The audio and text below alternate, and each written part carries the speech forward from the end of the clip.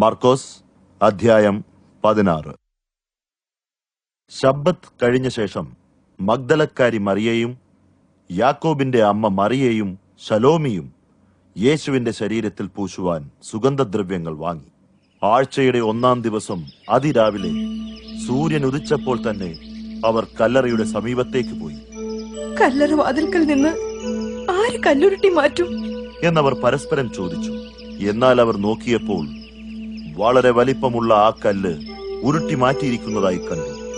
അവർ കല്ലറയ്ക്കുള്ളിൽ കടന്നപ്പോൾ വെള്ള വസ്ത്രം ധരിച്ചൊരു യുവാവ് വലത്തുഭാഗത്തിരിക്കുന്നത് കണ്ട് പരിഭ്രമിച്ചു. അയാൾ അവരോട്, പരിഭ്രമിക്കേണ്ട, ക്രൂശിക്കപ്പെട്ട നസ്രായനായ യേശുവിനെ നിങ്ങൾ അന്വേഷിക്കുന്നു. അദ്ദേഹം ഉയർത്തെഴുന്നേറ്റു. അദ്ദേഹം ഇവിടെയില്ല. അവർ അദ്ദേഹത്തെ വച്ച സ്ഥലം കാണുക.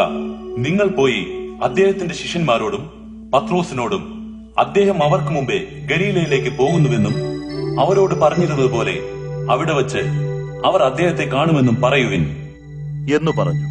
പരിഭ്രമിച്ച് വിറച്ചുകൊണ്ട് ആ സ്ത്രീകൾ കല്ലറയിൽ നിന്നിറങ്ങി ഓടി. അവർ ഭയപ്പെട്ടിരുന്നതിനാൽ ആരോടും ഒന്നും പറഞ്ഞില്ല. ആഴ്ചയുടെ 1-ാം ദിവസം രാവിലെ യേശു ഉയർത്തെഴുന്നേറ്റ ശേഷം താൻ 7 ഭൂതങ്ങളെ പുറത്താക്കിയ മഗ്ദലക്കാരി മറിയയ്ക്ക് ആദ്യം പ്രത്യക്ഷനായി. അവൾ പോയി അദ്ദേഹത്തോട് കൂടെ ഉണ്ടായിരുന്നവരോട് ഇത് പറഞ്ഞു. അവർ കരഞ്ഞു വിലപിച്ചുകൊണ്ടിരിക്കുകയായി.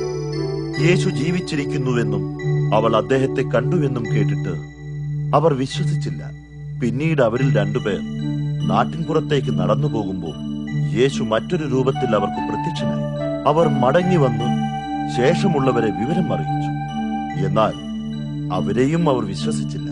പിന്നീട് ശിഷ്യന്മാർ 11 പേരും ഭക്ഷണം കഴിച്ചുകൊണ്ടിരിക്കുമ്പോൾ യേശു അവർക്ക് പ്രത്യക്ഷനായി. താൻ ഉയർത്തെഴുന്നേറ്റതിനു ശേഷം തന്നെ കണ്ടവരുടെ വാക്കു വിശ്വസിക്കാതിരുന്നതുകൊണ്ട് അദ്ദേഹം അവരുടെ അവിശ്വാസത്തെയും ഹൃദയ കാഠിന്യത്തെയും ശാസിച്ചു.